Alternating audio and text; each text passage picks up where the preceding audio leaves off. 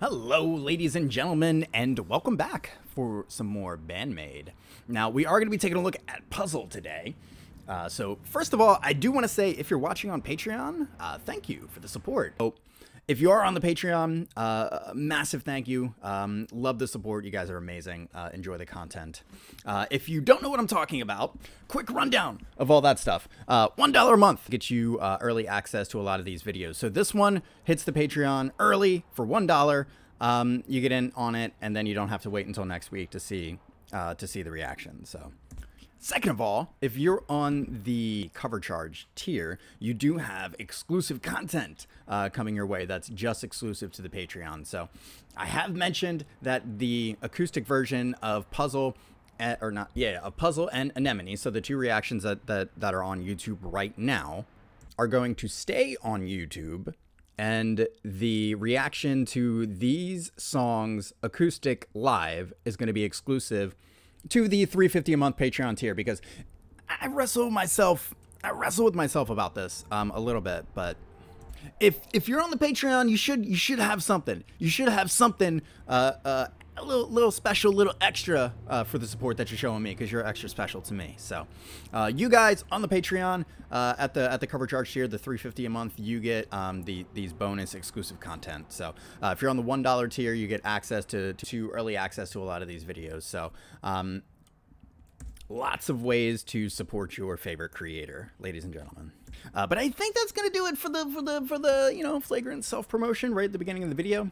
We're going to go ahead and just jump right into this one. I'm excited for it. So this is Puzzle, highly requested studio version. Let's take a listen. Already it's like a little up-tempo.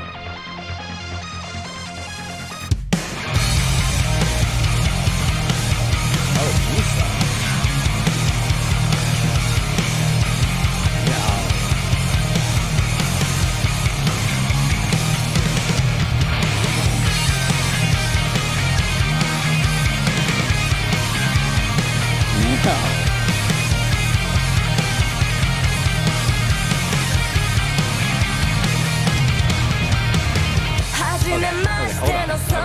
Hold on. It's too much for me. Hold on. Okay, so I mean, where to even start with this one? Misa's tone, first of all, it's enormous. It's thunderous, right? And then of course, this part. Listen.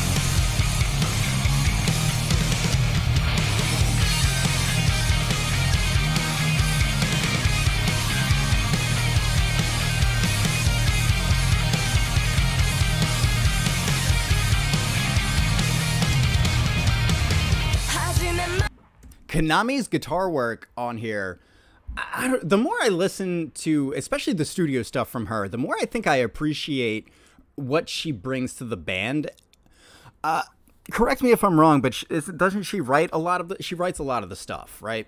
But one of the things that really is coming through for me on this one, that like we've talked about before, also, side note, just noticed that this going on here in the background is a moon, but then the table kind of makes it look like a skull, and then the eyes, really cool, just popped out in my head, so I wanted to comment on it.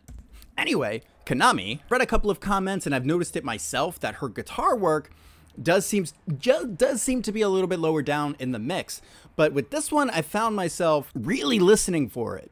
Really listening to hear what's going on here. And then, it kind of like hit me, what if that's by design, right?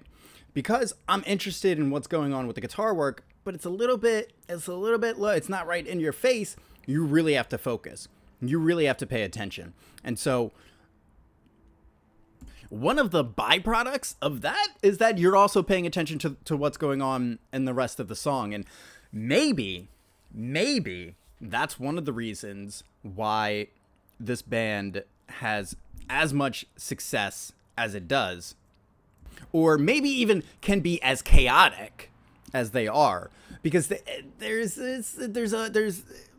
always seems to be, amidst all the chaos, something going on as a listener that you can anchor to. I think in Anemone, we talked about Psyche's vocals being that anchor. With this, right in the beginning, Konami's guitar work really draws the ear, and if you're a fan, then you really want to hear what's going on, so you pay extra close attention. And so all of the little nuances, all of the little details start to like flourish as you're listening. And you realize that, oh, it's not just chaotic noise.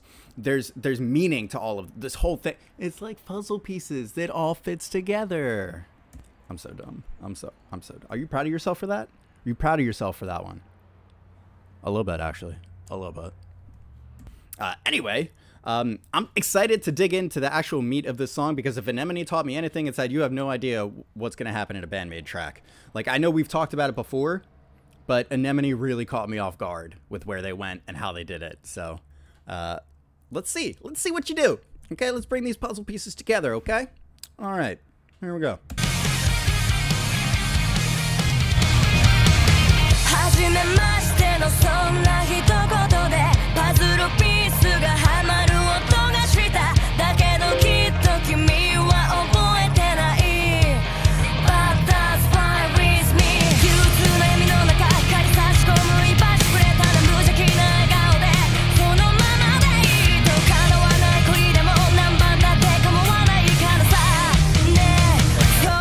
Come on. Yo. Need some.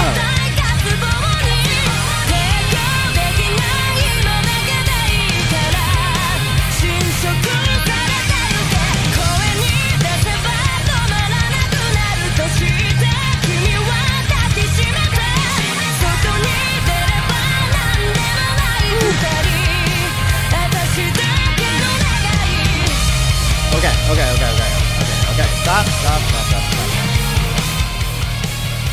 So I have actually a very sophisticated and well thought out response to this section. It's I think that says it all. I'm really kind of like glad that I picked up on this the anchoring idea, because in this last section it was Misa. That was the anchor for the whole thing. Good Lord, girl. Get it. Again.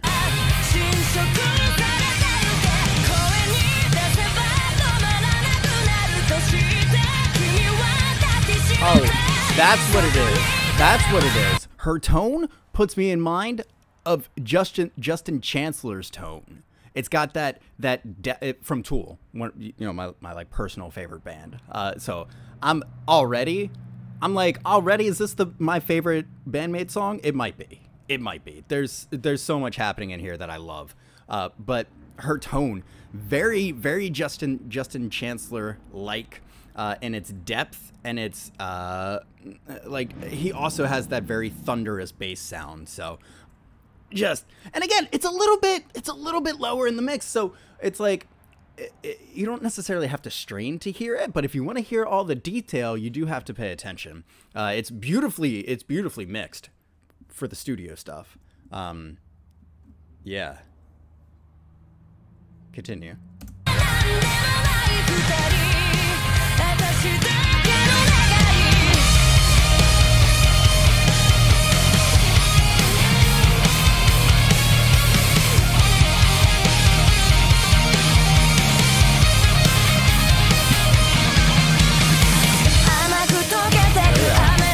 Oh, okay, fine. Go ahead.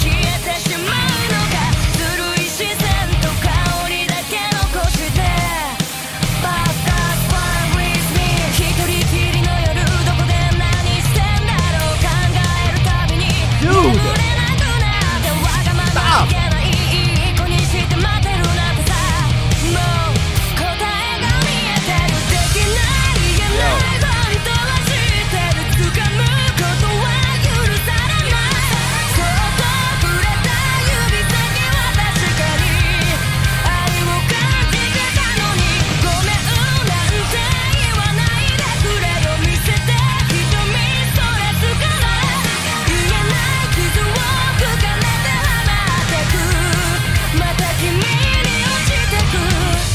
Okay, hold on. Okay, before you write enough riffs to make another song, okay? You have enough in here for like 3 different songs, so before you change it up again, what? So I know we talk a lot on this channel about BAND-MAID specifically and their riffs having follow through, but what I'm realizing is that it's not just the riffs. It's the whole thing. It's like this, listen, this section, it's just like, it's the perfect, it's not a resolution, it's building on what has come before. And so it's different in the sense that it's like an alternate, it's not a resolution, it's like, let's build on this thing and take it, let's take this thing as far as we can take it. And there's no need to do that because the rest of the first is so good already. Listen.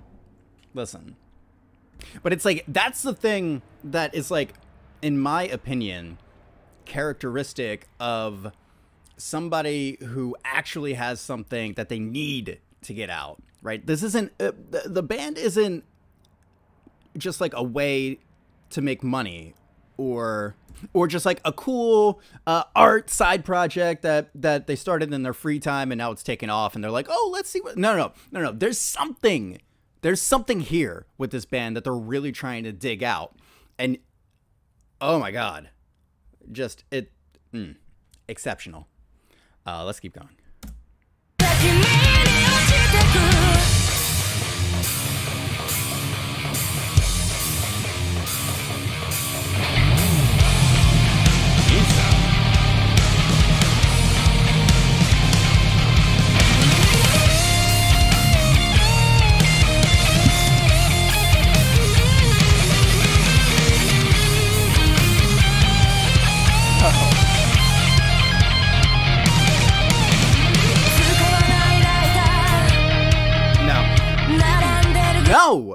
No, it's not okay.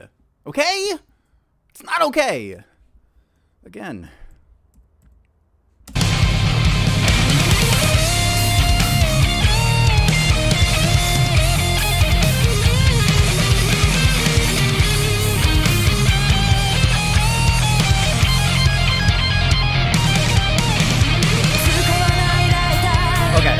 Okay. Before we finish out, Konami, as a guitarist, really has, there are a handful of guitarists that I would be able to pick out, like if you were to just play a sample of them playing, like there are a handful that I would be able to pick out just from listening without knowing the song or knowing the band or knowing who they are. Now, I can't say for sure that Konami is on that level, but I'm getting those vibes from her. And I made this point in, I forget which video it was, but basically as the artist becomes more refined in what they do, and as they they beat on their craft day after day, hour after hour, but not just the practice, they're also pushing themselves right to new heights, really sort of like doing everything they can to avoid getting comfortable and complacent. So as they do like those two things, their creative fingerprint becomes more identifiable. And so I think that's the reason why there are only a handful of guitarists or musicians or artists. Like they say sometimes, I don't know anything about like painting, but like you can identify a painting by the artist, like the master artist's brush strokes. And so it's kind of the same thing that's going on here for me, that like I'm starting to learn how Konami speaks with the guitar, and it's distinctive. There's a very distinct sign in it, and I really think the idea of a creative fingerprint encapsulates the whole idea. I mean, that's just it, I guess. I mean, it really does just encapsulate the idea. You know, I really get the sense that you can peer into the creative process just by listening.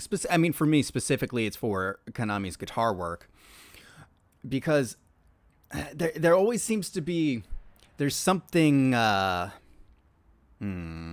almost desperate maybe about it. Like she only has just a little bit of time left, you know, and so she wants to tell you something very, very, very important with that time. You know, it actually, I mean, tangent alert. Okay, I'm actually going to go off on a tangent just a little bit, very briefly.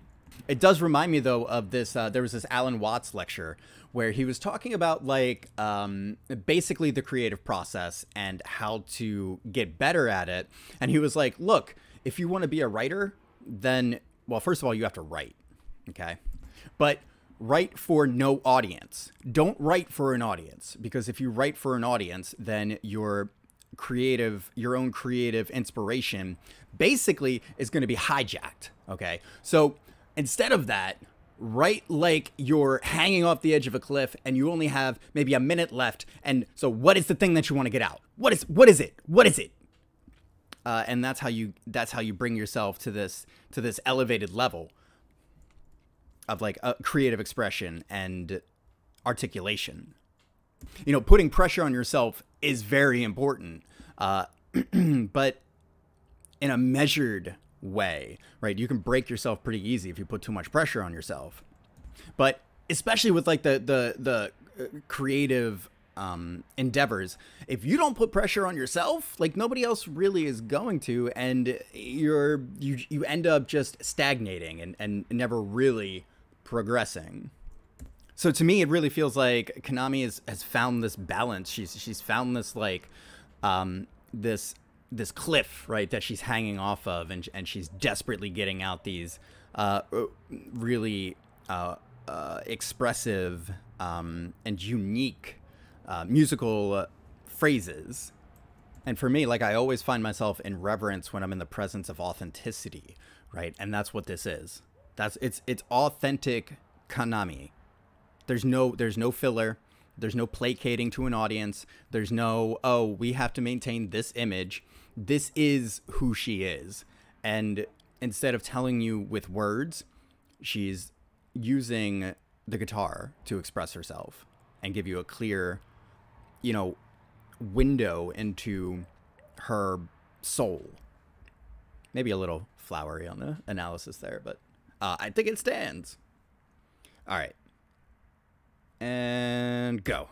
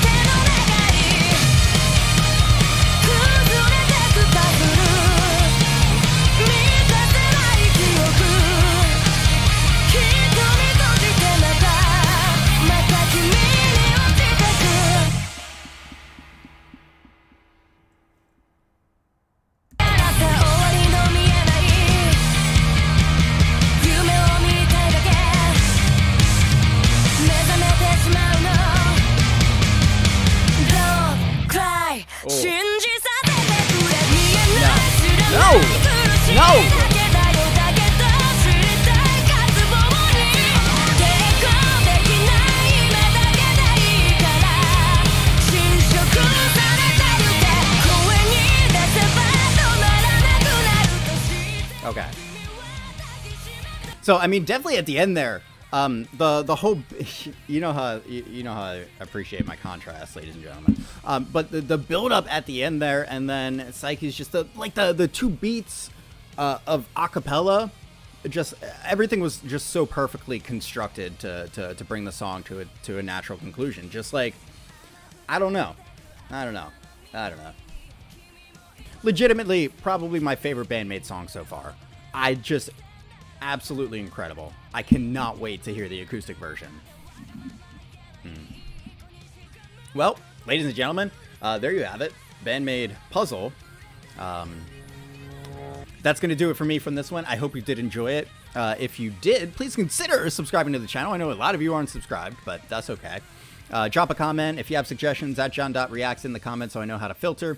Links in the description over to the Patreon so you can go check that stuff out. $3.50 a month pays the cover, gets you early access and exclusive content, or the $1 tier, one and done, get you early access to a lot of these videos like this one. So that's going to do it for me.